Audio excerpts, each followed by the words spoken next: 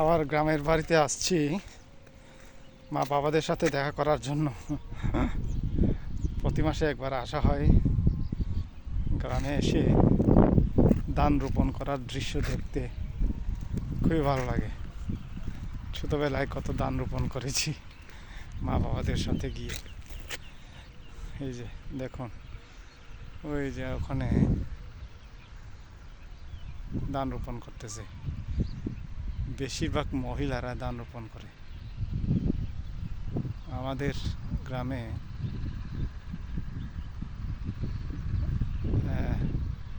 মহিলারা বেশি পরিশ্রমী। তো আসলে আমাদের আদিবাসীদের মধ্যে মহিলারা বেশি পরিশ্রম করে। বেশিরভাগ পুরুষ অলস টাইপের হয়। তারা দোকানে বসে চা খেয়ে সময় কাটায়, বেশিরভাগ পুরুষরা। তো এটা আসলে এটি একটি হচ্ছে আমাদের জাতি গোষ্ঠীর চরিত্রগত প্রবলেম।